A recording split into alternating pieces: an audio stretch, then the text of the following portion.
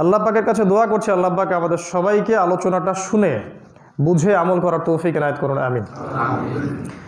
আল্লাহ রাব্বুল আলামিন সূরা নিসার মধ্যে বলেছেন, ইন্নাল্লাহা লা ইয়াগফিরু আন ইউশরাকা বিহি।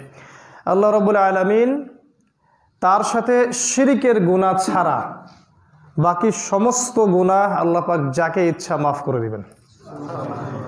ইন্নাল্লাহা লা ইয়াগফিরু আন ইউশরাকা বিহি ওয়া ইয়াগফিরু মা দুনা যালিকা লিমান ইয়াশা। আয়াতটা আপনারা আজকে নতুন শুনছেন না, আয়াতটা আপনারা জানেন।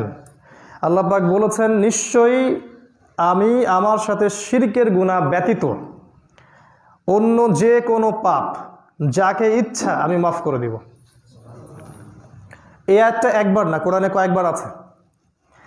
হাদিসে কুদসির মধ্যে আল্লাহ রাব্বুল আলামিন বলছেন, রাসূলুল্লাহ সাল্লাল্লাহু আলাইহি ওয়াসাল্লামের মুখ থেকে হাদিসটা এসেছে, কিন্তু হাদিসটা হাদিসে কুদসি, মানে আল্লাহ পাকের কথা। আল্লাহ পাক বলেছেন, ইয়া ইবনে আদম, হে আদম সন্তান, তুমি যদি আমার সামনে আসমান এবং জমিনের সমান গুনাহ নিয়ে উপস্থিত হও, তুমি যদি আমার সামনে আসমান জমিনের সমান গুনার পাহাড় নিয়ে উপস্থিত হও কিয়ামতের মাঠে, কিন্তু আমার সাথে কাউকে শরিক না করো, আমার সাথে শিরিক না করো, তাহলে আমি আল্লাহ তোমার সামনে আসমান জমিন সমান ক্ষমা নিয়ে উপস্থিত হব।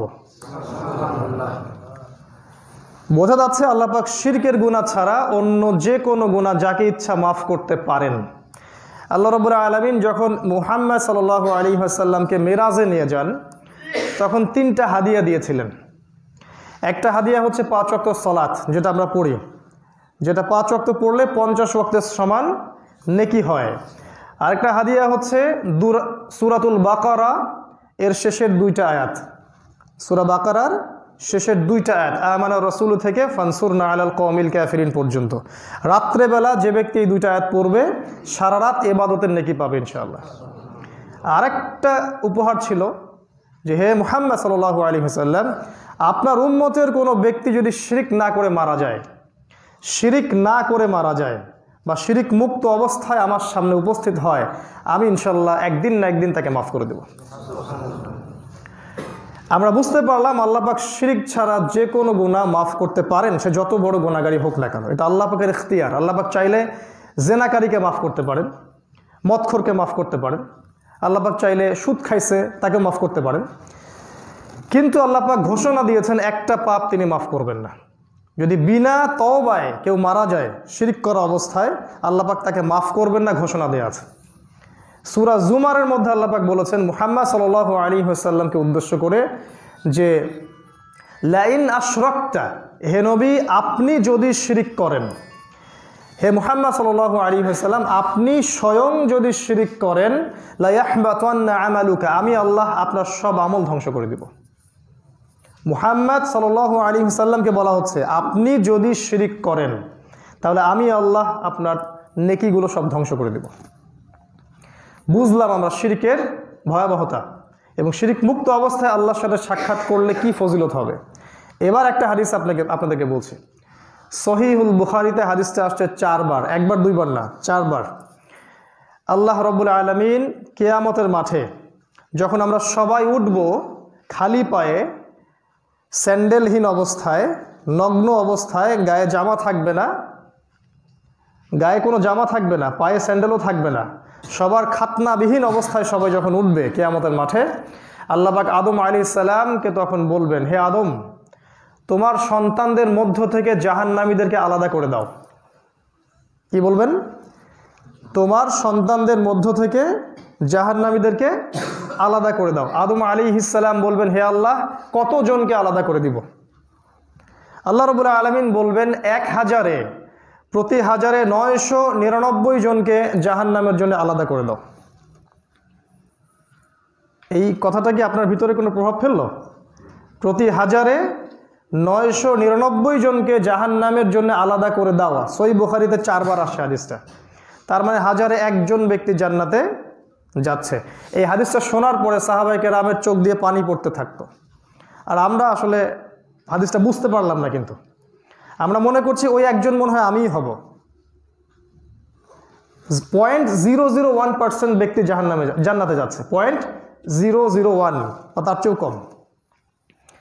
সাহাবায়ে কেরামকে নবী সাল্লাল্লাহু আলাইহি ওয়াসাল্লাম সান্ত্বনা দিলেন যে ওই 999 জন হচ্ছে ইয়াজুজ এবং মাজুজের মধ্য থেকে, আর একজন যে জান্নাতে যাবে তার বেশিরভাগই হচ্ছে উম্মতে মুহাম্মাদের মধ্য থেকে। আর ইয়াজুজ আর মাজুজ কোনো দৈত্য দানব নয়, এরা আদম সন্তান। এরাও কি আদম সন্তান, যাদের মূল কাজ হচ্ছে সারা বিশ্বে ফাসাদ সৃষ্টি করে বেড়ানো। এদের দুইটা দল, একটা দল ঈসা আলাইহিস সালাম আসার পরে বের হবে, আর একটা দল অলরেডি ওই সি অফ গ্যালিলি বা তাবারিয়া হ্রদের পানি অলরেডি খেয়ে শেষ করে ফেলছে। ওইটা অন্য বিষয়, ওইদিকে গেলাম না। এই হাদিসটা সহিহ বুখারীতে 4 বার আসছে। তার মানে আপনি কি বুঝলেন যে এই যে 999টা মানুষ জাহান্নামে যাবে, তাদের আমলনামায় কোন পাপটা থাকতে পারে বলেন? এই যে 999টা মানুষ জাহান্নামে যাবে, তাদের আমলনামায় কোন পাপটা থাকতে পারে যার কারণে তাদের এই অবস্থা হবে? নিঃসন্দেহে শিরক। কারণ আল্লাহ পাক বলেছেন শিরক ছাড়া আমি যে কোনো গুনাহ যাকে ইচ্ছা ক্ষমা করতে পারি। তার মানে বুঝতে পারলাম যে এমন একটা যুগ আসবে, একটু বসেন প্লিজ, এমন একটা যুগ আসবে যেই যুগে মানুষ শিরক থেকে বেঁচে থাকতে পারবে না। এমন একটা যুগ আসবে পৃথিবীতে যেই যুগে মানুষ শিরক থেকে সহজে বেঁচে থাকতে পারবে না। ইচ্ছায় হোক আর অনিচ্ছায় হোক মানুষকে শিরকের মধ্যে ডুবে যেতে হবে। এই যুগটা কোন যুগ? এই যুগটা কি রাসূলুল্লাহ সাল্লাল্লাহু আলাইহি ওয়াসাল্লামের যুগ? এই যুগটা কি আবু বকর সিদ্দিকের যুগ, ওমর ইবনে খাত্তাবের যুগ, উসমান গনির যুগ, না আলী রাদিয়াল্লাহু আনহুর যুগ, নাকি আমাদের মতো যে কাফের, ফাসেক, জালেম, মুশরিক আর মুনাফিকদের যুগ? কোন যুগ সেটা? নিঃসন্দেহে সেটা এমন একটা যুগ যে যুগের প্রতিটা ক্ষেত্রে আপনি শিরক দেখতে পারবেন। এখন আপনাকে, আপনি যে অবস্থায় বসবাস করছেন, আপনি এই বিশ্বের অবস্থা একটু বলি। এখনকার এই পুরো বিশ্বটা দাঁড়ায় আছে শিরকের উপরে। এই বিশ্বের কয়েকটা সেক্টর, এই বিশ্বের শিক্ষা ব্যবস্থা, এই বিশ্বের অর্থনীতি, এই বিশ্বের রাজনীতি, এই বিশ্বের সমাজনীতি, এই বিশ্বের সংস্কৃতি, সবগুলো দেখবেন শিরকের উপর ডুবে আছে। শিক্ষা ব্যবস্থা, এই বৈশ্বিক যে শিক্ষা ব্যবস্থা চলছে সারা বিশ্বে, দেখবেন শিক্ষা ব্যবস্থার মধ্য থেকে আল্লাহকে তুলে দেওয়া হয়েছে। আপনার সন্তান 20 বছর 30 বছর একটা জায়গায় পড়াশোনা করবে, 30 বছর পড়াশোনা করার পরে দেখবেন কোরআনে 30টা সূরাও সে মুখস্থ করতে পারে না, 30টা আয়াতও সে জানে না। নবী সাল্লাল্লাহু আলাইহি ওয়াসাল্লামের জীবনী সে কখনো পড়ে দেখবে না, কোরআনুল কারীম শুরু থেকে শেষ পর্যন্ত সে কখনো পড়বে না। এই 30 বছরে সে বিবিএ, এমবিএ, ডক্টরেট অনেক কিছু ডিগ্রি অর্জন করবে, বাইরে থেকে কেমব্রিজ, অক্সফোর্ড, হার্ভার্ড থেকে ডিগ্রি নিয়ে আসবে। আসার পরে তারা বলবে যে আসলে আল্লাহ বলতে কিছু নাই, এই মহাবিশ্ব বিগ ব্যাংয়ের মাধ্যমে সৃষ্টি হয়েছে, যা চোখে দেখি না তা বিশ্বাস করি না, তাদের কনসেপ্ট এটা। তারা বলবে জ্ঞান সেটাই, পরীক্ষা নিরীক্ষা পর্যবেক্ষণের মাধ্যমে যে সিদ্ধান্তে উপনীত হওয়া যায় সেটাই হচ্ছে জ্ঞান। পরীক্ষা নিরীক্ষা পর্যবেক্ষণের মাধ্যমে যে সিদ্ধান্তে আসা যায় সেটাই জ্ঞান। যেহেতু আল্লাহকে পরীক্ষা করে ল্যাবরেটরিতে প্রমাণ করা যায় না, অতএব আল্লাহ বাদ। যেহেতু ফেরেশতাদেরকে ল্যাবরেটরিতে প্রমাণ করা যায় না, অতএব ফেরেশতায় বিশ্বাস আমরা করতে পারি না। যেহেতু আসমানি কিতাবগুলো আমরা চোখে দেখি নাই, অতএব এটা যে আল্লাহর পক্ষ থেকে আসছে কোনো প্রমাণ নাই। যেহেতু আমরা পরকাল, কিয়ামত, হাসর, কবর, কবরের আযাব, মিজান, পুলসিরাত, জান্নাত, জাহান্নাম দেখিনি, এগুলোকে বৈজ্ঞানিকভাবে প্রমাণ করা যায় না, অতএব এগুলো বাদ। এই হচ্ছে এখনকার শিক্ষা ব্যবস্থা।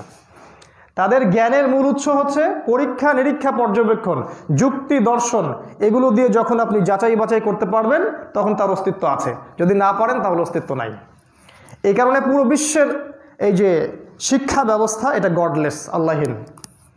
এদের ঈশ্বর বিজ্ঞান, বিজ্ঞান যা বলবে তারা বিশ্বাস করবে, কিন্তু কোরআন সুন্নাহ যা বলবে তারা নিঃশর্তভাবে সেটা বিশ্বাস করবে না। বিজ্ঞান যদি আগামীকাল বলে যে পৃথিবী থেকে 5 কোটি আলোকবর্ষ দূরে একটা গ্রহের সন্ধান পাওয়া গেছে, যে গ্রহটা হীরা দিয়ে তৈরি, মণিমুক্তা দিয়ে তৈরি, যেখানে হুর আছে, নদী আছে, সারাব আছে, সেখানে অন্য অন্য প্রাণী আছে, সব ধরনের সুযোগ সুবিধা সেই গ্রহের মধ্যে আছে, তখন যদি নাসা এই কথাটা বলে, আমেরিকার মহাকাশ সংস্থা নাসা যদি এই কথাটা বলে, তখন দেখবেন সারা বিশ্বের মানুষ হইচই পড়ে যাবে যে এরকম একটা গ্রহ আছে, আসলেই আছে। তারা সেটাকে বিশ্বাস করবে, করবে না? কিন্তু এই কথা যদি আল্লাহ পাক কোরআনে বলেন যে এমন একটা জান্নাত তোমাদের জন্য প্রস্তুত করে রেখেছি যেখানে এটা এটা এটা এটা সব আছে, আমরা বিশ্বাস করব না। আমরা মনে করব যে এটা আমাদের যুক্তি দর্শন বিজ্ঞানে যায় না, তাই এটার অস্তিত্ব নাই। এই হচ্ছে আপনার শিক্ষা ব্যবস্থা। ওরা যদি বলে কালকেই আরেকটা গ্রহের সন্ধান পাওয়া গেছে যেটা আগুন দিয়ে তৈরি, যেখানে অনেক ফেরেশতা আছে, এঞ্জেলস, ওরা বলবে এলিয়েন, সেখানে আযাব দেওয়া হচ্ছে, শাস্তি দেওয়া হচ্ছে, সেখানে বড় বড় কুকুর আছে, ঠান্ডা জায়গা আছে, গরম জায়গা আছে, গভীরতা অনেক বেশি, বিশ্বাস করবে, অবশ্যই বিশ্বাস করবে। কিন্তু আপনার আল্লাহ কোরআনে বারবার বলছেন যে এটা হচ্ছে নার, আগুন, খালিদিনা ফিহা, তারা সেখানে চিরস্থায়ী হবে, এরা সেটা বিশ্বাস করবে না। এই হলো এখনকার শিক্ষা ব্যবস্থা। এটা পুরো বিশ্বের বিভিন্ন রাষ্ট্রে ছড়িয়ে দেওয়া হয়েছে, একটা দেশও বাদ নাই যেটা এই শিক্ষা ব্যবস্থার আন্ডারে নাই। শুধু তাই না, এরা ধর্মকেও আক্রমণ করে থাকে। যারা ধার্মিক ধর্মকে অনুসরণ করার চেষ্টা করে থাকে বা ইসলামের মৌলিক জিনিসগুলোকে মেনে চলার চেষ্টা করে, এই শিক্ষা ব্যবস্থা ওদেরকে বলে এরা হচ্ছে জঙ্গি, এরা হচ্ছে সন্ত্রাসী, এরা মৌলবাদী, এরা সেকেলে, এগুলো ওই যুগে চলতো, এই যুগে চলে না। এটা এদের বক্তব্য। কাদের বক্তব্য? যারা বাইরে থেকে বড় বড় ডিগ্রি নিয়ে আসছে, আসার পরে বলছে যে এগুলোর কোনো অস্তিত্ব থাকতে পারে না, আমরা বৈজ্ঞানিকভাবে যেহেতু ধর্মকে প্রমাণ করতে পারি না, অতএব এর অস্তিত্ব নাই। আর আপনার বিশ্বাসের ভিত্তিটা কি? আমরা কি ফোনগুলো একটু সাইলেন্ট করতে পারি না? আপনার যে জ্ঞান, তার ভিত্তিটা কোনটা? আপনার জ্ঞানের ভিত্তি হচ্ছে আল্লাযীনা ইউমিনুনা বিল গায়বি। আপনার জ্ঞানের ভিত্তিটা কি? যারা গায়েবে বিশ্বাস করে, আলিফ লাম মিম যালিকাল কিতাব লা রাইবা ফি, এটা এমন একটা বই যে বইয়ে কোনো সন্দেহ নাই, হুদাল লিল মুত্তাকিন, এই বইটা মুত্তাকিদের জন্য হেদায়াত। কোন মুত্তাকি? কারা মুত্তাকি? আল্লাযীনা ইউমিনুনা বিল গায়ব, যারা গায়েবে বিশ্বাস করে। কোন গায়েব? আমরা ইমানের 6টা পিলার জানি।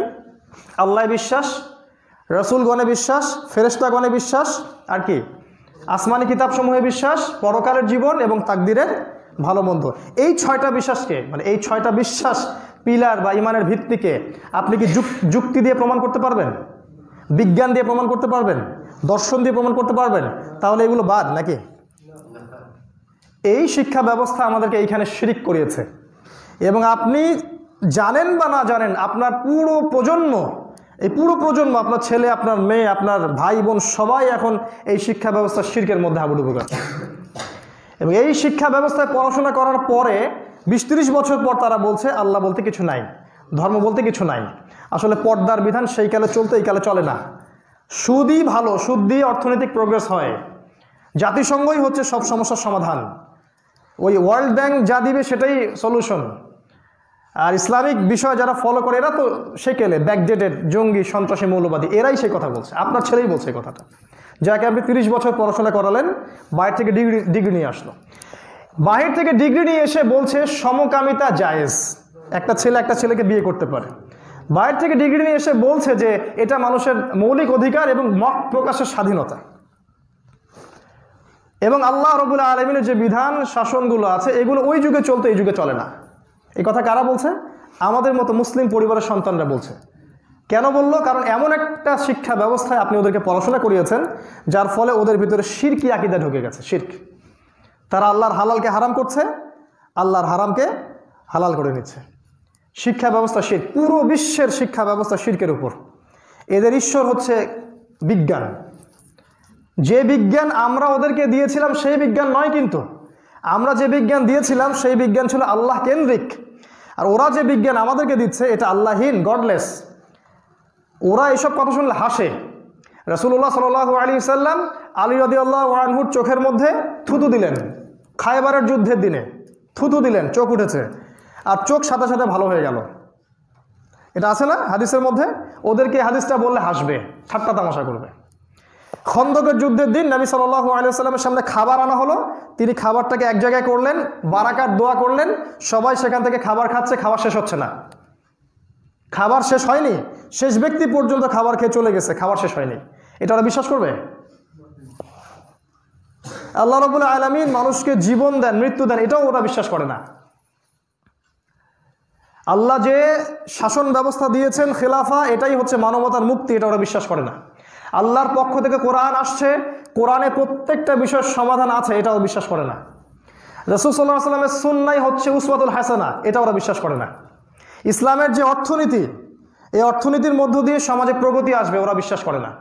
ইসলামের যে রাজনীতি, এই রাজনীতির মধ্যেই শান্তি কামিয়াবি ওরা বিশ্বাস করে না।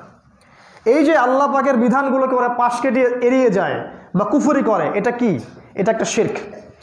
আমি আবার মনে করে দিচ্ছি, 999টা মানুষ হাজারে জাহান্নামে যাবে এই শিরকের কারণে। এই হলো শিক্ষা ব্যবস্থা শিরক। এটা নিয়ে একটা লেকচার দিতে পারবো আমি ইনশাআল্লাহ। আরেকটা জায়গায় নিয়ে যাই আপনাদেরকে।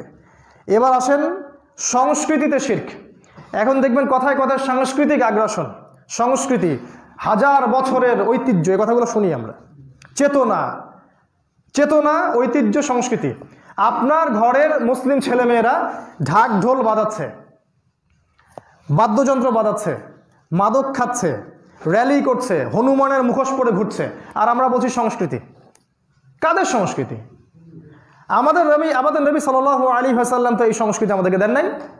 আবু বকর, উসমান, আলী, ওমর, হামজা এরা তো এই সংস্কৃতি আমাদেরকে দেন নাই। তাহলে হাজার বছর কোথা থেকে আসলো এটা? ইভেন সংস্কৃতির নামে নারী এবং পুরুষকে বেলাল্লা পরার মধ্যে নামিয়ে দেওয়া হচ্ছে। একটা মেয়ে যে আরেকটা ছেলের সামনে পর্দা করতে হয়, এই কনসেপ্টটা উঠিয়ে দেওয়া হয়েছে। সংস্কৃতির নামে ঢাক ঢোল, মূর্তি পূজা, ভাস্কর্যটা ইত্যাদি যে কোনো নাম দিয়ে হোক না কেন, মানুষকে আজকে মূর্তির সামনে মাথা নত করতে বাধ্য করা হচ্ছে, মোমবাতি জ্বালাতে বাধ্য করা হচ্ছে, মানুষকে আল্লাহ ছাড়া অন্য কারো জন্য সিজদা করতে বাধ্য করা হচ্ছে, নীরবতা পালন করতে বাধ্য করা হচ্ছে, এবং মুসলিম ঘরের সন্তানদেরকে অমুসলিমদের কৃষ্টি কালচার শেখাতে বাধ্য করা হচ্ছে। এটা কোন সংস্কৃতি? এটা সাংস্কৃতিক শিরক। আবার বলছি, হাজারে 999টা মানুষ জাহান্নামে যাবে, এইটা একটা কারণ। এই জায়গায় যদি আপনি গিয়ে বলেন যে এটা আমাদের সংস্কৃতি নয়, এটা পশ্চিমাদের সংস্কৃতি বা হিন্দুদের সংস্কৃতি বা বৌদ্ধ খ্রিস্টানদের সংস্কৃতি, তখন তারা আপনার দিকে তেড়ে আসবে, বলবে এ জঙ্গি হয়ে গেছে, বা এ সন্ত্রাসী হয়ে গেছে, মৌলবাদী হয়ে গেছে, এরা আমাদের চেতনার বিরোধী, এরা এই দেশে থাকার অধিকার হারিয়েছে। এই জমিনটা আল্লাহ রাব্বুল আলামিনের। আপনি আমাকে দেশের ভয় দেখাচ্ছেন কি জন্য? এই জমিনটাই তো আল্লাহ রাব্বুল আলামিনের। আল্লাহর জমিনে আল্লাহর বিধান চলবে নাকি আল্লাহর জমিনে শয়তানের বিধান চলবে? জমিন আল্লাহর বিধান চলবে শয়তানের, না জমিন আল্লাহর বিধান চলবে আল্লাহর? সাংস্কৃতিক শিরক। আরেকটা জায়গায় নিয়ে যাই, সময় কম, তো দ্রুত যাচ্ছি। ইকোনমিক শিরক, অর্থনৈতিক শিরক। আল্লাহ পাক অর্থনীতির বিধান দেন নাই কোরআন হাদিসে? নাকি কোরআন সুন্নাহ অসম্পূর্ণ? কি মনে হয় আপনাদের কাছে? কোরআন এবং সুন্নাহ কি পরিপূর্ণ না অসম্পূর্ণ? এটাও এখন মুসলিমদেরকে হজম করাতে হয়। এটাও মুসলিমদেরকে এখন হজম করাতে হয় যে কোরআন সুন্নাহ আল্লাহ পাক প্রতিটা বিষয়ের হেদায়েত দিয়েছেন। আল্লাহ রাব্বুল আলামিন সূরা নাহলের মধ্যে বলেছেন, ওয়া নাযালনা আলাইকাল কিতাব তিবয়ানান লিকুল্লি শাই। হে নবী, আমি আপনার প্রতি এমন একটা বই নাজিল করেছি যেই বইটা প্রত্যেকটা বিষয়ের ব্যাখ্যা। সূরা কাহফে আল্লাহ বলেন 54 নম্বর আয়াতে যে ওয়ালাকাদ সাররাফনা ফি হাযাল কুরআন লিন-নাস মিন কুল্লি মাসাল। আমি কোরআনের মধ্যে মানব জাতির জন্য প্রত্যেকটা বিষয় ব্যাখ্যা করেছি। এই কথাগুলো কি তাহলে মিথ্যা? না। আল্লাহ পাক যে বলছেন কোরআনের সবকিছুর বিধান আমি দিয়েছি, অর্থনৈতিক বিধানটা কোথায় তাহলে? আল্লাহ পাক সূরা বাকারায় বলেছেন ওয়া হাল্লাল্লাহুল বাইআ ওয়া হাররামার রিবা। আল্লাহ পাক সুদকে হারাম করেছেন, ব্যবসাকে হালাল করেছেন। এর বাইরে কোনো ইকোনমি নাই।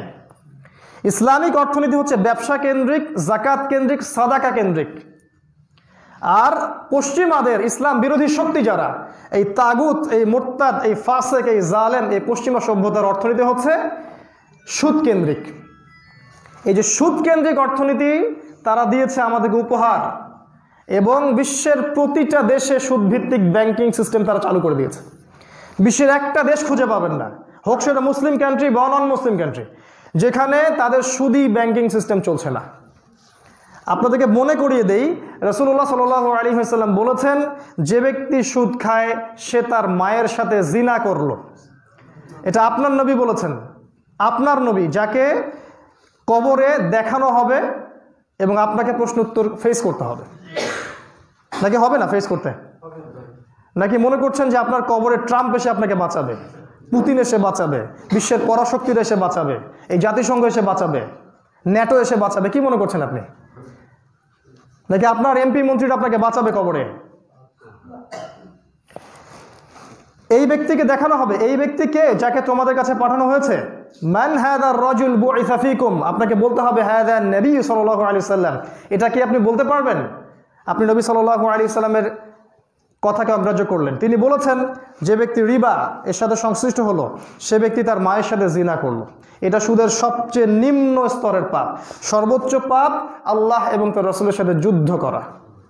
আল্লাহ এবং তার রাসূলের বিরুদ্ধে যুদ্ধ করে আপনি কবরে পার পাবেন মনে করছেন? এই পুরো পৃথিবীর প্রতিটা মানুষ যদি আল্লাহ এবং তার রাসূলের সাথে যুদ্ধ করে, আল্লাহ পাক প্রত্যেকটা মানুষকে জাহান্নামে দিতে পারেন। আল্লাহ পাকের কোনো পরোয়া নাই। এই পৃথিবীর প্রত্যেকটা মানুষ যদি আল্লাহ এবং তার রাসূলের বিরুদ্ধে চলে যায়, প্রত্যেকটা মানুষকে আল্লাহ পাক জাহান্নামে পাঠাবেন, কোনো সন্দেহ নাই। কাউকে ছাড় দিবেন না আল্লাহ পাক। আল্লাহর কিছুই যায় আসে না। দুনিয়ার মূল্য আল্লাহর কাছে একটা মাছির ডানার মতো না। পুরা দুনিয়াকে তুলে আল্লাহ পাক জাহান্নামে দিতে পারেন যদি দুনিয়া আল্লাহর বিরুদ্ধে চলে যায়। কি ভাবছি আমরা? নবীজি বলেছেন 1 দিরহাম যে ব্যক্তি সুদ খায় সে যেন 36টা মেয়েকে ধর্ষণ করলো। 36টা মেয়েকে রেপ করলে যতটা পাপ হয় 1 দিরহাম সুদ খাইলে তার চেয়ে বেশি পাপ হয়। হাদিস তো বুখারীর হাদিস। আর আপনারা তো আহলুল হাদিস কমিউনিটি, আপনারা তো জানেন হাদিসগুলো। নবীজি আরো বলেছেন 4 শ্রেণীর মানুষকে আমি অভিশাপ দিয়ে গেলাম। 1 শ্রেণী যে ব্যক্তি সুদ খায়, 2 নম্বর যে ব্যক্তি সুদ দেয়, 3 নম্বর যে ব্যক্তি সাক্ষী থাকে, 4 নম্বর যে ব্যক্তি লিখে রাখে। কোথায় যাবেন আপনি? পুরো ব্যাংকিং সিস্টেম এই সিস্টেমের মধ্যেই আছে। হয় খাবেন, না হলে দিবেন, না হলে সাক্ষী থাকবেন, না হলে লিখে রাখবেন। এই সিস্টেমটা আমাদেরকে দিলটাকে, এই সিস্টেমটা কি আজকে থেকে 200 বছর আগে ছিল না। কোথা থেকে আসলো সিস্টেমটা? এই সিস্টেমটা কোথা থেকে আসলো? আপনাদের কি সাইলেন্ট মুড নাই ফোনের মধ্যে? এই সিস্টেমটা কে দিল? এই সিস্টেমটা দিয়েছে ওই পশ্চিমা সভ্যতা। যখন থেকে এই ব্রিটেন, এই যে আজকে খুতবায় বলেছিলাম, এই ব্রিটিশরা যখন থেকে এই ক্ষমতা এসেছে বিশ্বের, ইসলামিক খেলাফতটাকে তুলে দিয়ে, তখন থেকে সারা বিশ্বে তারা ওদের ব্যাংকিং সিস্টেম চালু করেছে। এরপরে ব্রিটেন চলে গেল, ওর জায়গায় আসলো আমেরিকা, এবং আমেরিকা এসে আরো বড় ব্যাংকিং সিস্টেম আপনাকে দিয়েছে। এরপরে এখন বিশ্বের নেতৃত্ব দিবে সামনে কয়দিন পরে ইসরায়েল, এবং অলরেডি সেটা দিচ্ছে, এবং সে আরো অত্যাধুনিক ব্যাংকিং সিস্টেম আপনার সামনে দিবে। নবীজি এই যুগের কথাই বলেছিলেন যে এমন একটা যুগ আসতে যাচ্ছে যে যুগে একজন ব্যক্তি খুঁজে পাওয়া যাবে না যে ব্যক্তি সুদ থেকে সম্পূর্ণ মুক্ত থাকতে পারবে। একটা ব্যক্তি খুঁজে পাওয়া যাবে না, একটাও না। এটাই সেই যুগ, কোনো সন্দেহ নাই। এই ব্যাংকিং সিস্টেমের মধ্য দিয়ে আমাদেরকে সুদ খাওয়ানো হচ্ছে। ইসলামিক ব্যবসা কেন্দ্রিক অর্থনীতিকে ধ্বংস করা হয়েছে। এটা কি? এটা শুধু কবিরা গুনাহ নয়, এটা শুধু হারামই নয়, এটা শুধু কুফুরি নয়, এটা একটা শিরক। কিভাবে শিরক? এই অর্থনীতিটা কিভাবে শিরক? উত্তর সূরা তাওবার 31 নম্বর আয়াতটা পড়বেন। সূরা তাওবার 31 নম্বর আয়াতটা পড়বেন। আল্লাহ পাক বলছেন, আয়াতটা ভালো করে শুনুন। আল্লাহ রাব্বুল আলামিন বলছেন যে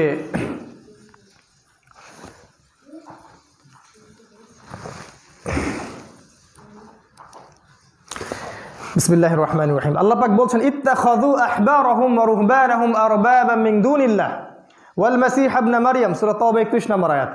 ইহুদিদের যারা ধর্মনেতা ছিল এবং পলিটিক্যাল নেতা ছিল, পাদ্রী এবং দরবেশ, এদেরকে ইহুদি খ্রিস্টানরা রবের আসনে বসিয়েছিল। কার আসনে? রবের আসনে। এবং ঈসা আলাইহিস সালামকেও রবের আসনে বসিয়েছিল। ওয়ামা উমিরু ইল্লা লিয়াবুদু ইলাহা ওয়াহিদা, অথচ তাদেরকে শুধুমাত্র একটা আদেশ করা হয়েছিল যে তারা আল্লাহ ছাড়া অন্য কারো ইবাদত করবে না। সুবহানাহু ওয়া তাআলা আম্মা ইউশরিকুন, তারা আল্লাহ পাক পবিত্র, তারা আল্লাহর সাথে যে শিরকটা করছে এই বিষয় থেকে তারা পবিত্র।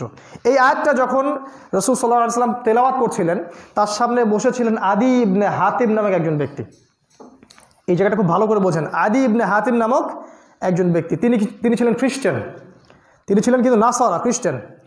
হাতেম তাইর নাম শুনেছেন? দাতা হাতেম তাই তার ছেলে আদি ইবনে হাতেম, তিনি খ্রিস্টান ছিলেন। নবীজির সামনে বসে আছেন, এই সময়ে নবীজি এই আয়াতটা তেলাওয়াত করছেন। এবার আদি ইবনে হাতেম তিনি বলছেন, সহিহ মুসলিমে আছে, আদি ইবনে হাতেম বলছেন যে লাসনা না'বুদুহুম ইয়া রাসূলুল্লাহ, হে আল্লাহর রাসূল, আমরা তো আমাদের পাদ্রী এবং দরবেশদের ইবাদত করি না, কিন্তু আল্লাহ পাক যে আপনাকে বললেন আমরা ওদের ইবাদত করি, তাহলে কেমন হলো বিষয়টা? এবার নবী সাল্লাল্লাহু আলাইহি ওয়াসাল্লাম বলছেন আলাইসা ইউহাররিমুনা মা আহাল্লাল্লাহু ফাতুহাররিমুনাহু, তোমাদের পাদ্রী তোমাদের দরবেশরা আল্লাহর হালালকে হারাম করে দেয় নাকি, আর তোমরা কি সেটা মেনে নাও না? তোমাদের পাদ্রী এবং দরবেশরা আল্লাহর হালালকে কি হারাম করে দেয় না, তোমরা কি সেটা মেনে নাও না?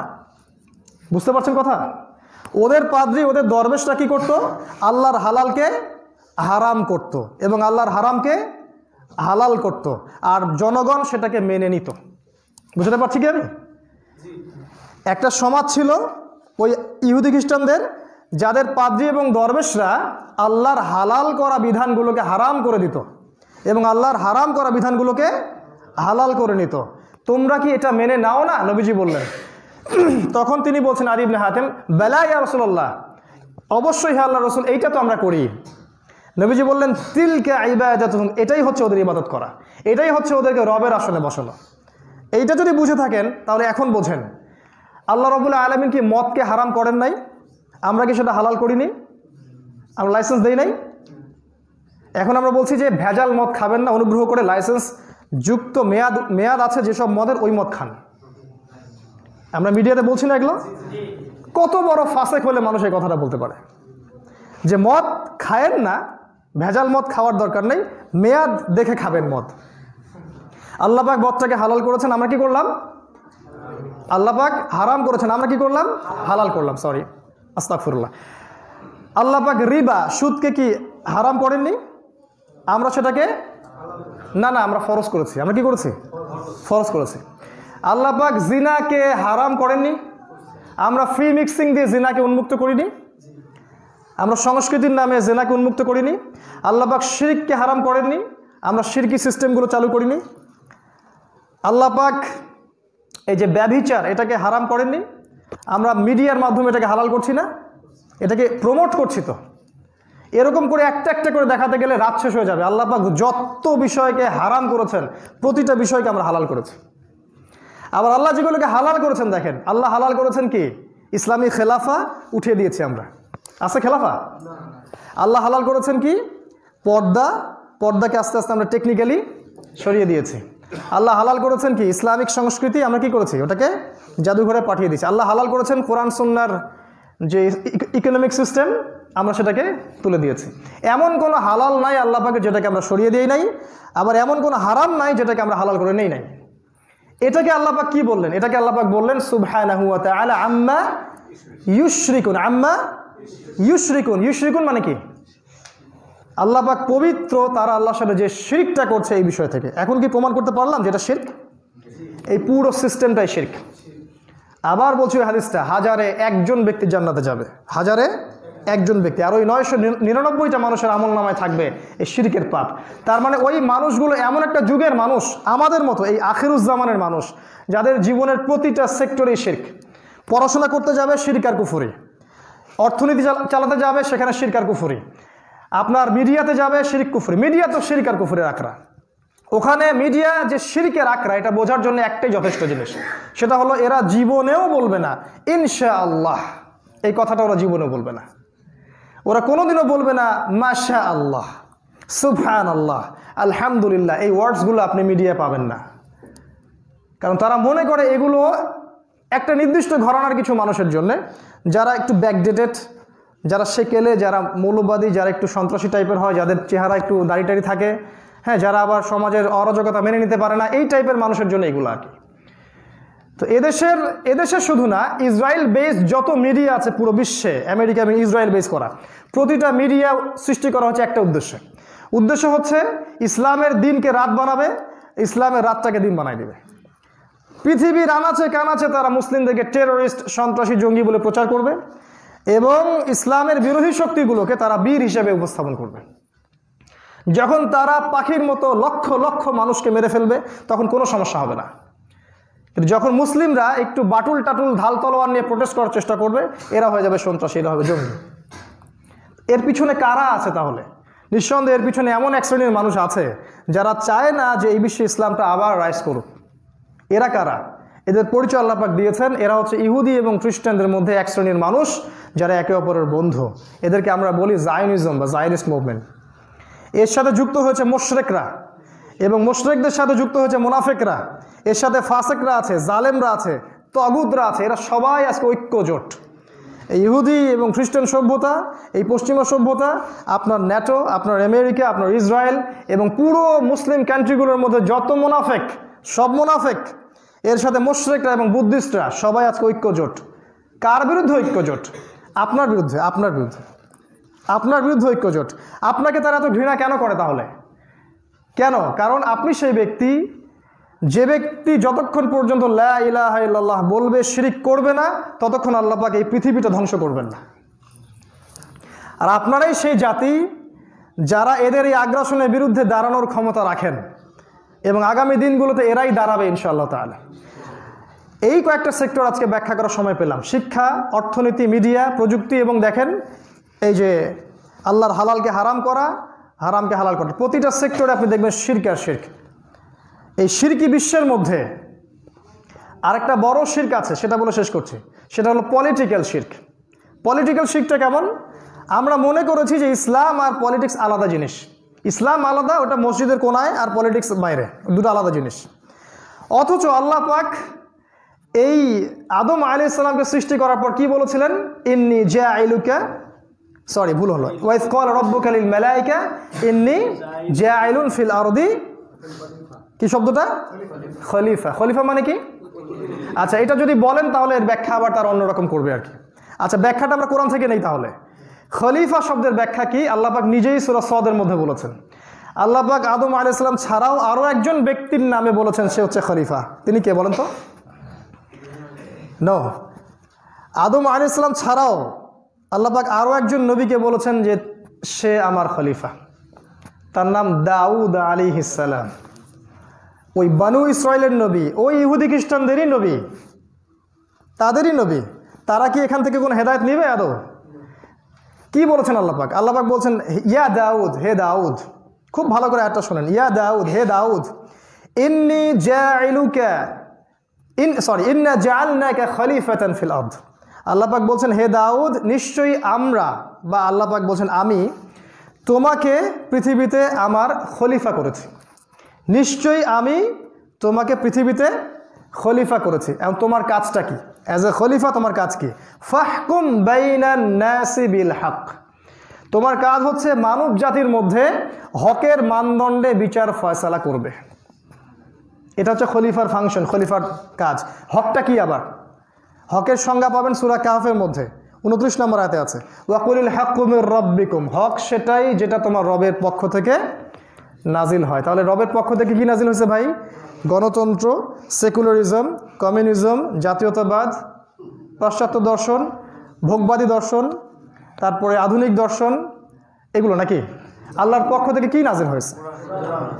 এক সময় তাওরাত নাজিল হয়েছিল, ওইটা ওই সময়ের হক ছিল। যখন জাবুর নাজিল হয়েছিল, ওইটা ওই সময়ের হক ছিল। ইনজিল ওই সময়ের হক ছিল। এখনকার হক কোনটা কিয়ামত পর্যন্ত? এটা মানেন তো নাকি? আলহামদুলিল্লাহ। আল্লাহ দাউদ আলাইহিস সালামকে বলছেন এই হকের মানদণ্ডে বিচার ফয়সালা করবে।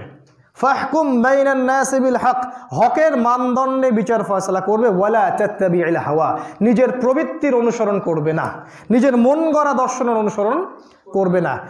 ইউদিল্লুকা আন সাবিলিল্লাহ, যদি অনুসরণ করো তাহলে এটা তোমাকে আল্লাহর পথ থেকে সরিয়ে নিয়ে যাবে। ইন্নাল্লাযীনা ইউদিল্লুনা আন সাবিলিল্লাহ, নিশ্চয়ই যারা আল্লাহর পথ থেকে দূরে সরে গেছে, লাহুম আযাবুন শাদীদ, তাদের জন্য আছে কঠিন শাস্তি। বিমা নাসু ইয়াউমাল হিসাব, এই কারণে যে তারা হিসাবের দিনটাকে ভুলে গেছে। আজকে এই খলিফার ফাংশন আমরা বুঝতে পারি না। আল্লাহ পাক আমাদেরকে পৃথিবীতে পাঠিয়েছেন তার বিধান দিয়ে, তার হক দিয়ে যেন আমরা মানব জাতিকে শাসন করি। এটা আমাদের দায়িত্ব। আল্লাহ পাক যখন যাকে দায়িত্ব দিবেন তার রেসপন্সিবিলিটি হচ্ছে আল্লাহ পাকের হকের মানদণ্ডে বিচার ফয়সালা করা। এই জায়গায় আমরা কি করছি? এই জায়গায় আমরা মানব রচিত বিধান, ডেমোক্রেসি, সেকুলারিজম, কমিউনিজম, যত দর্শন আছে ইসলামকে বাদ দিয়ে, এক্সেপ্ট ইসলাম, এক্সেপ্ট কোরআন আর সুন্নাহ, যা আছে সব কিছু ইমপ্লিমেন্ট করছে, কোরআন সুন্নাহ বাদ। এবং তারপরেও দাবি করছি যে আমি জান্নাতে যাব, আমি ওই হাজারে একজন ব্যক্তি, আমি কবরে প্রশ্ন উত্তর দিতে পারবো, আমি পুলসিরাত পার হতে পারবো, আমি হাউজে কাউসারের পানি পাবো। এটা আমরা ভাবছি। কাল্লা আল্লাহ, কোশ্চিন কালে নয়, এটা কখনো হবে না ইনশাআল্লাহ। কেন হবে না? সূরা মাইদা 44, 45, 47 পড়েন। আল্লাহ পাক বলছেন, ওয়ামান লাম ইয়াহকুম বিমা আনজালাল্লাহ। এবার ডাইরেক্ট অ্যাকশন, ফাউলাইকা হুমুল কাফিরুন, যারা আল্লাহ পাকের বিধান অনুযায়ী বিচার ফয়সালা করে না, ফাউলাইকা হুমুল, আপনারাই বলিয়েন শব্দটা, আমি বলতে যাচ্ছি, তারা হচ্ছে কাফের। তারপরে 45-এ কি আছে? ফাউলাইকা হুমুজ জালিমুন, তারপরে ফাউলাইকা হুমুল ফাসিকুন। তিনটা আল্লাহ পাক বলেছেন। এটা আল্লাহর কথা, আপনি কিভাবে আল্লাহর কথা চেঞ্জ করবেন? এটাকে চ্যালেঞ্জ করতে যায়েন না, এর ক্ষমতা আপনার নাই। আল্লাহর কালামকে চ্যালেঞ্জ করতে যায় না, এই ক্ষমতা আল্লাহ পাক আপনাকে দেন নাই। ধ্বংস হয়ে যাবেন, মসনদ গুঁড়া গুঁড়া হয়ে যাবে, কবরে দাউ দাউ করে আগুন জ্বলবে, কেউ যাবে না আপনার সাথে পরকালে। এই বেঈমানি গাদ্দারি করে শিরকি আকীদা নিয়ে কবরে যায় না, এটাও কিন্তু একটা শিরক। এটা হচ্ছে কি পলিটিক্যাল শিরক, যেখানে আমরা আল্লাহ পাকের বিধানকে বাদ দিয়ে অন্য বিধান দিয়ে ফয়সালা করছি। বিশ্বের যেদিকে তাকাবেন শিরক। আমরা শুধু শিরকের কথা বলি, কবরে সেজদা করা শিরক, মাজারে সেজদা করা শিরক, তারপরে আপনার ওই যে তাবিজ লটকানো, তারপরে বালা টালা আংটি টাংটি পড়া, এইগুলো নিয়ে আমরা কিন্তু কথা বলি বেশি, কিন্তু গ্লোবাল শিরক নিয়ে আমরা কথা বলি না। আর এই গ্লোবাল শিরকের মধ্যে মানব জাতিকে ঢুকালো কারা? ওই পশ্চিমা সভ্যতা। আমি আজকে বলেছিলাম খুতবায়, আবার একটু রিপিট করছি, এই লাস্ট 100 বছরে ওরা পুরো বিশ্বের মধ্যে যা যা করেছে, সবাইকে শিরকের আওতায় নিয়ে আসছে, সবাইকে ধর্ম থেকে বের করিয়ে অন্য কোনো রবের দিকে নিয়ে আসছে তারা। ওরা চাচ্ছে মানব জাতি এখন দাজ্জালের উপাসনা শুরু করুক। ওরা এই লাস্ট 100 বছরে সারা বিশ্বে গ্লোবাল সুদ ছড়িয়ে দিয়েছে। ইউনিভার্সাল জিনা, ইউনিভার্সাল সুদ, ইউনিভার্সাল মাদক, এটা কিন্তু আগে ছিল না। আগে অল্প অল্প জায়গায় সীমাবদ্ধ ছিল। তারা খিলাফা তুলে দিয়ে সব মানবরচিত বিধান দিয়ে মুসলিম উম্মাকে কেটে টুকটা টুকটা করে ফেলেছে এবং আমাদের আপোষে বিভক্তি লাগিয়ে দিয়েছে। দল এখন বিভিন্ন দলে মানুষ বিভক্ত, কেউ কারোর সাথে দেখা সাক্ষাৎ নাই। সবাই মনে করে আমি হকপন্থী, সবাই বাতিলপন্থী। তারা অনেক কিছু করেছে লাস্ট 100 বছরে, মিডিয়া প্রযুক্তি দিয়ে, অস্ত্রশস্ত্র দিয়ে তারা ওয়ার্ল্ডের রুলিং স্টেট হয়েছে এবং মুসলিমদেরকে একদম ডমিনেট করেছে। সবচেয়ে বড় কাজটা করেছে, যেখানেই ওয়ার্ল্ডের যে জায়গাতেই তারা দেখবে যে আল্লাহ, তার রসুল, কোরআন, সুন্নাহ, ইসলামী শাসন, খেলাফা, এগুলো নিয়ে কেউ কথা বলছে বা কোনো কম চেষ্টা করছে, ওদের শিকড়টা তারা উপড়ে ফেলে দিবে একেবারে। এবং ওরা এটা করতেই পারে, ক্যাপেবল। আপনি কিছুই করতে পারবেন না। দেখেন, আপনি যদি ঐক্যবদ্ধ না থাকেন, আপনি কিছুই করতে পারবেন না। মিডিয়া ওদের হাতে, প্রযুক্তি ওদের হাতে, অস্ত্রশস্ত্র ওদের হাতে, পলিটিক্যাল পাওয়ার ওদের হাতে, ইকোনমিক সিস্টেম ওদের হাতে, পুরো প্রযুক্তি সামরস্য সব ওদের হাতে। আপনি কিছুই করতে পারবেন ইসলামের জন্য এখন, যদি না আমরা আগের মতো ইউনাইটেড একটা প্ল্যাটফর্ম ক্রিয়েট করতে পারি, আদারওয়াইজ এটা করতে পারবে না। এই কাজগুলো তারা করেছে বিগত 100 বছরে। আর সবচেয়ে বড় কাজটা করেছে যারাই ইসলামিক রেভলিউশনের জন্য চেষ্টা করছে, এদেরকে তারা টার্গেট করেছে প্রত্যেকটা দেশে এবং একদম টার্গেট কিলিং, তাদেরকে একদম মাটির সাথে মিশিয়ে দিয়েছে বোম মেরে। আর আমরা মনে করছি সিরিয়ার ভাই মারা গেছে আমার কি, প্যালেস্টাইনের ভাই মারা গেছে তাতে আমার কি, ওই কাশ্মীরের লোক ওরা বুঝুক ওদেরটা, আফগানেরটা আফগান বুঝুক, তাই না ভাই? ওই চাইনিজদেরটা চাইনিজরা বুঝুক, উইঘুররা ওদেরটা ওরা বুঝুক, রোহিঙ্গারা ওদেরটা ওরা বুঝুক, আমি তো ভালো আছি। জি না, আপনাকে তারা ধরবে। আপনি বাইরে প্রকাশ্যে হক বললেও তারা আপনাকে ধরবে, আপনি হক না বলে ঘরের কোনায় চুপ করে ঘাপটি মেরে বসে থাকেন, সেখানেও তারা আপনাকে ধরবে। অবশ্যই তারা আপনাকে ধরবে, কারণ আল্লাহ পাক বলেছেন ইউরিদুনা লিইউতফিউ নূরাল্লাহ, তারা আল্লাহ পাকের নূরকে নিভিয়ে দিতে চাবে। কিন্তু আল্লাহু ইউতিম্মু নূরাহ, আল্লাহ পাক তার নূরকে প্রজ্বলিত করবেন। তারা খুব ভালো করে শুনে রাখো কথাটা, আল্লাহ পাক তার নূরকে প্রজ্বলিত করবেন। ওয়ালাউ কারিহাল কাফিরুন, যদিও ভাই কাফের, এই ফাসিক, এই জালেমরা এটা মেনে নিবে না বা চাইবে না। কারণ হুয়াল্লাযী আরসালা রাসূলাহ, তিনি সেই আল্লাহ যিনি তার রাসূলকে পাঠিয়েছেন বিল হুদা ওয়া দীনিল হক, হেদায়েতের সাথে, দ্বীনি হকের সাথে, লিইয়ুযহিরাহু আলা দ্বীনি কুল্লিহি, যাতে করে এই দিন ইসলাম অন্য সমস্ত দিনের উপর বিজয়ী হবে ইনশাআল্লাহ তাআলা। ওয়ালাউ কারিহাল মুশরিকুন, যদিও মুশরিকরা এটা পছন্দ করবে না। আমি আপনাদেরকে সংক্ষিপ্ত সময়ের মধ্যে শিরকি বিশ্ব সম্পর্কে ধারণা দিলাম। এই বিশ্বটা শিরকি বিশ্ব। এখান থেকে আপনি কিভাবে বের হবেন? আল্লাহ রাসূল কয়েকটা অপশন বলেছেন। আমর ইবনে আস রাদিয়াল্লাহু আনহুকে নবীজি বলেছেন, ঘরের কোনায় থাকো, মুখটা বন্ধ রাখো, বেশি কথা বলিও না, বিনা প্রয়োজনে বাসা থেকে বের হইও না, নিজের পাপের জন্য ঘরে কান্নাকাটি করতে থাকো, সফল হয়ে যাবে। কারণ আপনি এই সিস্টেমকে চেঞ্জ করতে পারবেন না, বরং এই সিস্টেমটা আপনাকে চেঞ্জ করে ফেলবে। এটা একটা অপশন। যদি ব্যক্তিকেন্দ্রিক চিন্তা করেন যে বা আমারও তো ক্ষমতা নাই, আমার জ্ঞান নাই, এলেম কালাম কিছুই নাই, আপনি নীরবতা অবলম্বন করেন, একদম একঘরে হয়ে যান, এই শিরকি বিশ্ব থেকে ডিসকানেক্টেড হয়ে আপনি একাকী থাকা শুরু করেন। তাও এই শিরকের মধ্যে আসেন না, কারণ মনে রাখবেন একজন, হাজারে কজন, একজন জান্নাতে যাবে। এটা আমর ইবনে আসকে রাদিয়াল্লাহু আনহুকে নবীজি নসিহত করেছেন। আর কয়েকটা নসিহা বলে শেষ করছি। এরপরে নসিহা করেছেন এক শ্রেণীর মানুষকে, যারা বলছিলেন এই সময় আমরা কি করব ইয়া রাসূলুল্লাহ। তখন নবীজি বলেছেন, এই সময়েও তোমরা আমার সুন্নাহকে আঁকড়ে ধরে থাকবে। যদি আমার সুন্নাহকে দাঁতের মারি দিয়ে আঁকড়ে ধরতে পারো, তাহলে তোমাদের মধ্যে, মানে সাহাবীদের মধ্যে 50 জন শহীদ সাহাবীর নেকি ওই ব্যক্তিরা পাবেন ইনশাআল্লাহ। এটা আর একটা ভালো অপশন।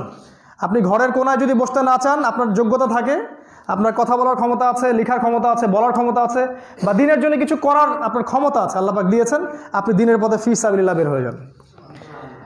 এতে করে আপনি 50 জন, একজন দুজন না, 50 জন শহীদ সাহাবীর নেকি পাবেন ইনশাআল্লাহ। নবীজিকে সাহাবীরা বলছিলেন আমিন হোম আও মিন্না, আমাদের মধ্যে 50 নাকি ওদের মধ্যে 50? নবীজি বলছেন বাল মিনকুম, তোমাদের মধ্যে 50। চিন্তা করেন, এটা সবচেয়ে বেস্ট অপশন। আপনাকে আল্লাহ পাক জান মাল যা দিয়েছেন, এলেম কালাম বিদ্যা বুদ্ধি, এগুলো দিয়ে ফি সাবিলিল্লাহ নিজেকে উৎসর্গ করে দেন। এই পথে যদি চলতে চলতে চলতে চলতে আপনার মৃত্যু হয়ে যায়, আপনি গাজী ইনশাআল্লাহ। আর যদি চলতে চলতে আপনাকে তারা গুম করে ফেলায়, ক্রস ফায়ার দেয়, ফাঁসিতে দেয়, আপনাকে শহীদ করে ফেলে, বা আপনার জীবন নাশ করতে পারে, এর চেয়ে বেশি কিছু ওরা অবশ্য করতে পারবে না। তাদের ক্ষমতার দর এই পর্যন্তই, they can kill the people, তারা শুধু মানুষকে মারতেই পারবে। আমার ওস্তাদ একটা কথা বলতেন, you can kill whatever you wish. আমার ওস্তাদ বলতেন you can kill the people, তোমরা মানুষকে মারতে পারো, but you can't kill the truth. আমার ওস্তাদ এই কথা বলতেন, তুমি সত্যকে কখনো হত্যা করতে পারবে না। You can kill the people, তোমরা এই মুসলিমদেরকে মেরে ফেলতে পারো, একদম বোম টোম দিয়ে সব উড়াই দিতে পারো, but you can't kill the truth, কিন্তু তুমি সত্যকে কখনো মারতে পারবে না ইনশাআল্লাহ। এই পথে যদি আপনাকে মেরেও ফেলে, 6টা জিনিস পাবেন। কয়টা? 6টা। খুব ভালো করে শোনেন, আল্লাহ পাক যেন আমাদের তাকদীরে নসিব করেন, আমিন। 1 নাম্বার, রক্তের প্রথম ফোঁটা পড়ার সাথে সাথেই গুনাহ মাফ। 2 নাম্বার, কবরের কোনো প্রশ্ন উত্তরের টেনশন নাই, সব পাস। কবর কি জিনিস সেটা তো আমরা বুঝি ভাই। 3 নাম্বার, বড় বড় সাহাবী কবরের ভয়ে কান্নাকাটি করতেন। একজন সাহাবী সাদ বিন মুয়াজ রাদিয়াল্লাহু আনহু, নবীজির অত্যন্ত প্রিয় ভাজন। এই সাহাবীর মৃত্যুর পরে, তিনি যখন শহীদ হন, তার মৃত্যুর পরে 70,000 ফেরেশতা নেমে জানাজার নামাজে অংশ নিয়েছে। এই সাদ বিন মুয়াজ রাদিয়াল্লাহু আনহুকেও কবর চাপা দিয়েছে। কিভাবে বুঝাবো আমি যে কবর কি জিনিস? এই ক্ষমতা আল্লাহ পাক আমাদেরকে দেন নাই। শহীদকে কবরের সমস্ত ফিতনা থেকে আল্লাহ পাক নিরাপদে রাখবেন, 2 নাম্বার। 3 নাম্বার, কিয়ামতের মাঠে যখন সে উঠবে, তার কোনো দুশ্চিন্তা থাকবে না। যখন পদযুগল থরথর করে কাঁপতে থাকবে, চোখ বিস্ফোরিত হয়ে যাবে, ওই দিন এর কোনো টেনশন নাই, কোনো টেনশন নাই। 4 নাম্বার, নিজের আত্মীয়দের মধ্যে 70 জন ব্যক্তির জন্য এই ব্যক্তি সুপারিশ করতে পারবে। 5 নাম্বার, তার মাথায় আল্লাহ পাক স্পেশাল একটা তাজ পড়াবেন, স্পেশাল মুকুট, দেখে চেনা যাবে এই ব্যক্তি সুহাদা। আর 6 নাম্বার হচ্ছে, এটা আপনাদের জন্য ভালো, 73 জন, কয়জন? 73টা স্ত্রী আল্লাহ পাক আপনাকে দান করবে ইনশাআল্লাহ, হুরুন ঈনদের মধ্যে, জাগর বিশিষ্ট চোখওয়ালা। একবার শাহাদাত হয়ে গেলেই ভাই সফল, জীবনটা সফল। অতএব জালেমদেরকে, কাফের, ফাসেক, মুশরিক, মুনাফিকদেরকে ভয় করে হক থেকে পিছু পা হবেন না। আতাফিরুনা মিন কদারিল্লাহ, আপনারা কি আল্লাহর তাকদীর থেকে পালাচ্ছেন? সাহাবীরা যুদ্ধের মাঠে বলতেন আতাফিরুনা মিনাশ শুহাদা আতাফিরুনা মিনাল জান্নাহ আরদুহা কাআরদিস সামাই ওয়াল আরদ, তোমরা কি ওইসব জান্নাত থেকে পালাচ্ছ যার প্রশস্ততা আসমান এবং জমিনের সমান? তো এটাই আপনার ডেস্টিনেশন হওয়া উচিত, সবচেয়ে বেটার অপশন। যদি ঘরের কোনায় থাকতে না চান, আপনি ফি সাবিলিল্লাহ নিজেকে উৎসর্গ করেন। এই পথে হয় আপনি গাজী হবেন ইনশাআল্লাহ, অথবা শুহাদা, এর বাইরে ইনশাআল্লাহ কোনো অপশন নাই ইনশাআল্লাহ। এটা 2 নাম্বার। 3 নাম্বার হচ্ছে আসহাবুল কাহফের মতো অপশন আছে, আরেকটা অপশন আছে। যদি শিরকি বিশ্বে আপনি টিকতে না পারেন, এটার সম্ভাবনা বেশি, কারণ শিরকি বিশ্বে টেকা মুশকিল। যদি টিকতে না পারেন, ছোট ছোট কমিউনিটি নিয়ে শহর থেকে দূরে গ্রামাঞ্চলে গিয়ে হিজরত করেন। শহর থেকে দূরে গিয়ে 5টা 10টা 20টা 50টা পরিবার মিলে প্রত্যন্ত জায়গায়, ওখানে গিয়ে আপনি আপনার চাষাবাদ করে আলাদা একটা জীবন যাপন করেন। ফিতনার মধ্যে আসেন না। ফিতনায় ঢুকবেন, আপনাকে তারা শিরকের মধ্যে নিয়ে আসবে। আপনি ঢুকলেই শিরিক করতে হবে আপনাকে, কোনো না কোনো সেক্টরে। আরেকটা অপশন হচ্ছে সার্বক্ষণিক এই যে আল্লাহর পথের জিহাদের যে রশি, এটা ধরে রাখা, এটা একটা অপশন। এটা যখন যেখানে যে প্রেক্ষাপট আসবে সেভাবেই ইমপ্লিমেন্ট করতে হবে। এবং নবীজি বলেছেন যে শেষ জামানা পর্যন্ত আমার উম্মতের একটা তাইফাতুল মানসুরা, একটা মাত্র তাইফা, তারা কিয়ামত পর্যন্ত বাতিলের বিরুদ্ধে যুদ্ধ করতে থাকবে, এবং শেষ পর্যন্ত তারা ইমামুল মাহদির সাথে যোগ দিবে, এবং তারা ওই জেরুজালেম ইহুদিদের হাত থেকে আবার ছিনিয়ে নিয়ে আসবে ইনশাআল্লাহ তাআলা। ওই দল যদি পান, অবশ্যই সেখানে যোগ দিবেন। শেষ সময় তারা কালো পতাকা নিয়ে বের হবে খোরাসান থেকে, এবং তাদের মাঝখানে মাহদি থাকবে। নবীজি বলেছেন ফালা নি'মাল জাইশু জাইশুহা ওয়ালা নি'মাল আমির ওয়া আমিরুহা, কতই না উত্তম সেই সেনাবাহিনী এবং কতই না উত্তম তাদের আমির। এর বাইরে আসলে তেমন কোনো অপশন আমি দেখি না। এর বাইরে একটাই অপশন, আপনাকে এই কাফের ফাসেক জালেমদের সাথে আপোষ করে নিতে হবে। আপনি দুনিয়ার সব পাবেন, পরকাল হারাবেন। আল্লাহ পাক আমাদেরকে বোঝার তৌফিক দান করুন। আজকের আলোচনা এই শিরকি বিশ্ব থেকে বেরিয়ে আসার তৌফিক আল্লাহ পাক দান করুন, এবং আমাদেরকে আল্লাহ পাক যা দিয়েছেন, যতটুকু জানমাল সময় শ্রম যা আল্লাহ পাক আমাদেরকে দিয়েছেন, এটাকে আল্লাহর পথে বিলিয়ে দিয়ে ফি সাবিলিল্লাহ আমাদের এই দাওয়াত এবং জিহাদ যেন অব্যাহত থাকে। ইসলামের এই পুনর্জাগরণের জন্য আমরা আমাদের সর্বোচ্চ ঢেলে দিই। আল্লাহ পাক সে তৌফিক আমাদের সবাইকে দান করুন। আল্লাহ পাক চাইলে সব করতে পারেন। আমি দুইটা পয়েন্ট বলে শেষ করে দেব। আল্লাহ রাব্বুল আলামিন ওয়াদা করেছেন, ইন তানসুরুল্লাহ ইয়ানসুরুকুম, তোমরা যদি আল্লাহকে সাহায্য করো আল্লাহ পাক অবশ্যই তোমাদেরকে সাহায্য করবেন। ওয়ালা তাহিনু, তোমরা হীনবল হয়ো না। ওয়ালা তাহজানু, তোমরা দুশ্চিন্তাগ্রস্ত হয়ো না। ওয়া আনতুমুল আ'লাউনা, তোমরাই বিজয়ী হবে। ইন কুনতুম মুমিনিন, যদি তোমরা প্রকৃত মুমিন হয়ে থাকো। ওয়ালা তাহিনু, তোমরা হীনবল হয়ো না। ওয়া তাদউ ইলা সালাম, ওই কাফেরদেরকে শান্তির পথে ডেকো না, ওদের সাথে শান্তি চুক্তির দিকে ডেকো না। ওয়া আনতুমুল আ'লাউনা, তোমরাই বিজয়ী হবে। ওয়াল্লাহু মাআকুম, আল্লাহ পাক তোমাদের সাথে আছেন।